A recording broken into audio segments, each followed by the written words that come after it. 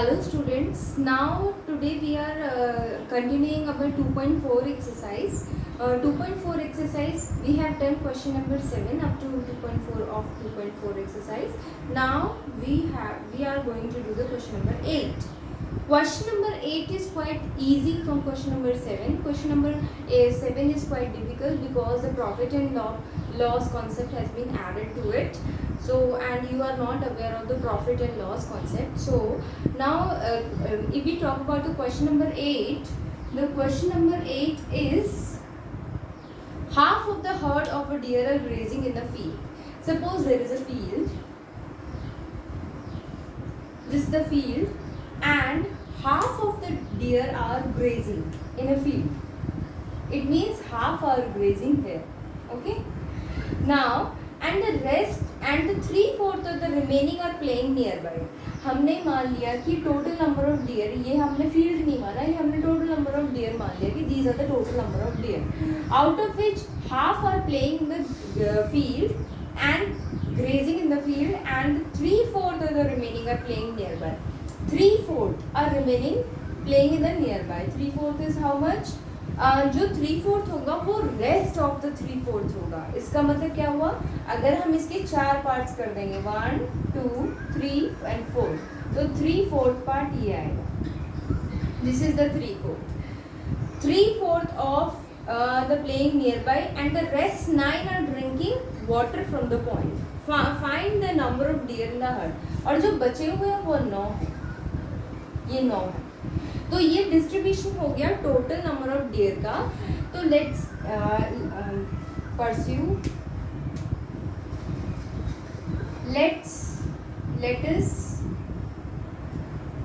let the total number of deer is equals to x. हमने मान लिया कि टोटल नंबर ऑफ डियर जो है वो x है, out of which half are grazing. Half of the deer is equals to, आधे कितने होंगे? 1/2 of x. And now the rest of the 3/4 of the half, जो बचा हुआ हाफ है उसका 3/4. So, the number of deer क्या दिया था? Playing nearby is equals to 3/4 of half of total x. ठीक है, जो बचे हुए आधे थे उनका 3/4 जो है वो playing nearby. Those are playing nearby and the rest 9 are drinking water. जो बचे हुए 9 हैं वो पानी पी रहे हैं. यानी टोटली जितने भी हमने डिस्ट्रीब्यूशन किया उन सबको मिला करके टोटल x आना चाहिए. तो अकॉर्डिंग टू क्वेश्चन हम बोलेंगे half part, this half part plus 3/4 part, ये 3/4 of the half plus 9 is equals to x. यानी टोटल नंबर के बराबर होना चाहिए ये सारा. तो हमने इक्वेशन अपनी फॉर्म कर ली. This is our equation 1/2x plus 3/8x plus 9 is equals to total number of x. Now after this you should know how to solve it. Solve करने के लिए देखो क्या करेंगे. सॉल्व करने के लिए हमारे भी दिख रहा है ये x का टर्म है, ये भी x का टर्म है और ये भी x का टर्म है, ये विदाउट x का यानी कांस्टेंट है. तो इसको सॉल्व करने के लिए बच्चों हम क्या करेंगे, x वाले जितने भी टर्म्स हैं उनको एक साइड ले आएंगे और बिना x वाले को एक तरफ ले लेंगे. ये आ जाएगा 1/2x प्लस 3/8x और ये वाला x इधर आ जाएगा -x इज इक्वल्स टू -9. ये कर लिया हमने. ये हमने अपनी कंफर्टेबिलिटी के लिए किया है कि आप सारे इजीली x वालों को एक साथ ही सॉल्व कर लो. x सिंगल x का मतलब x/1 होता है. 2, 8 और 1 का एलसीएम आ जाता है 2. 2 4s are 8 and 4 into x is 4x. 8 this is 3x and minus 8x is equals to -9. Yeah. Now 4 plus 3 is 7 and 7 minus 8 is -1. So this will become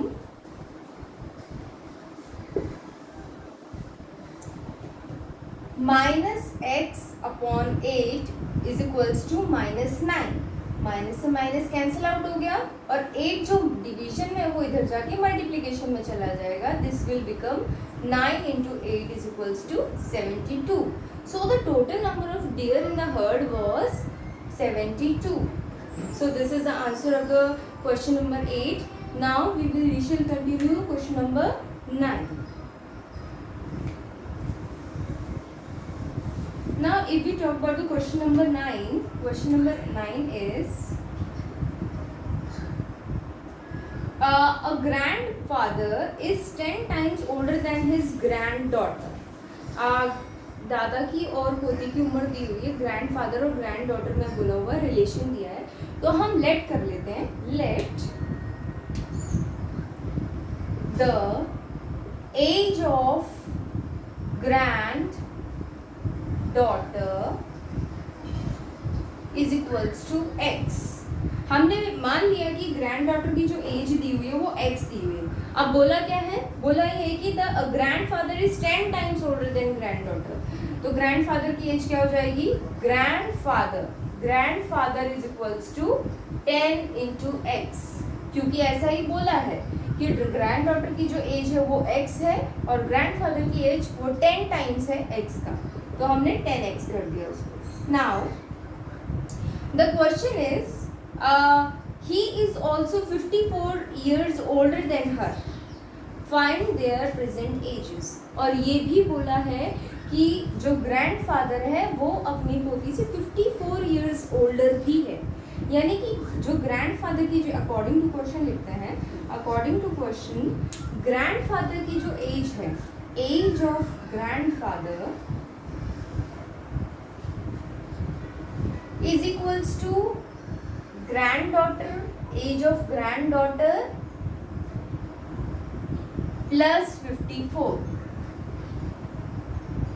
ठीक है, ऐसा बोला है क्वेश्चन में, बोला है age of grandfather is equals to age of granddaughter plus 54। Grandfather अपनी granddaughter से 54 इयर्स बड़े भी हैं, तो इसका मतलब हम इसमें जो हमने ये वैल्यूज लिखी है वो हम लिख सकते हैं। तो हम ग्रैंडफादर की जो एज कितनी हो गई 10x, तो हमने लिखा 10 into x is equals to granddaughter की एज कितनी मानी हमने x और प्लस 54, जो कि क्वेश्चन ने बोला था, हमने सेम वैसे ही किया। तो this is 10x is equals to x plus 54। This is very easy to solve. तो बच्चों इसमें कुछ नहीं करना, आपको x को इधर ट्रांसपोर्ट करना है, 9x आएगा, उस 9 से 54 को डिवाइड कर देना, तो x की वैल्यू 6 आएगी और आप आगे 6 इयर्स आ जाएगा, ये 60 इयर्स आ जाएगा, 10 6 60 होता है। तो ये आप खुद सॉल्व करेंगे क्लास वर्क कॉपी में, ये आप खुद करेंगे सॉल्व। आज का जो सोल्यूशन है वो आप खुद निकालेंगे, because it's very easy, so you have to do it yourself. Now last question that we are discussing is question number 10। Question number 10. Aman's age is 3 times his son's age. बच्चों देखो, अब फिर से ग्रैंड डॉटर और grandfather वाली बात हो रही है। अमन और उसके बेटे की एज का रिलेशन दिया हुआ है। Aman's age is 3 times the age, his son's age. And 10 years ago he was 5 times his son's age. Find their present ages. तो हम लेट करेंगे सन के एज को, क्योंकि अगर हम अमन की एज को लेट करेंगे तो हमें डिवाइड करना पड़ेगा 10 से, तो वो डिफिकल्ट हो जाएगा, इसीलिए हम सन की एज को लेट करेंगे। Let son's age is equals to x. Now according to question Aman's age, so Aman's age is equals to 3 into x, 3 times of x हो जाएगा। अब देखो दूसरी कंडीशन क्या दी हुई है, 10 years ago, 10 साल पहले, 10 साल पहले की बात हो रही है, तो बच्चों 10 साल पहले में 10 साल कम हो जाएंगे एज में से, तो यहाँ पे सेकेंड कंडीशन लिख के हम करेंगे। Second condition son's age is equals to x minus 10। ये इसकी प्रेजेंट एज थी x ईयर्स, और 10 साल पहले कितनी हो जाएगी x minus 10। and Aman's age is equals to 3x minus 10. दोनों की जो एज होगी उसमें से 10 सब्ट्रैक्ट हो जाएगा. Now find the present ages. तो ये बोला हुआ है कि फाइंड प्रेजेंट एज फाइंड करना है. अब बच्चों देखो, अब हमसे ये भी बोला हुआ था कि 10 years ago he was 5 times his son's age.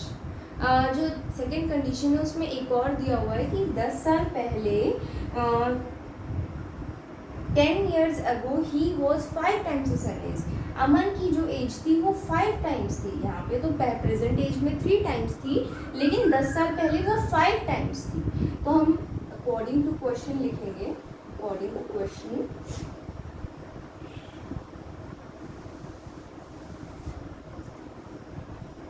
Aman's age 5 years 10 years ago is equals to 5 times of son's age 10 years ago. ये दिया हुआ कि अमन की जो 10 साल पहले की उम्र थी वो 5 टाइम्स थी सन की 10 साल पहले की उम्र से. सो अमन की 10 साल पहले उम्र क्या थी? 3x minus 10 is equals to 5 times of sun's age. 5 into x minus 10. So this is the equation what we get. So 3x minus 10 is equals to 5 into x is 5x. 5 tens are 50 minus 50. And same procedure you have to solve the value of x. So this is 3x minus 5x is equals to minus 50 plus 10. Plus 10. 3x minus 5x is minus 2x and minus 50 and plus 10 is minus 40. Minus से minus cancel out हो गया and this becomes x is equals to 40 upon 2, that is equals to 20.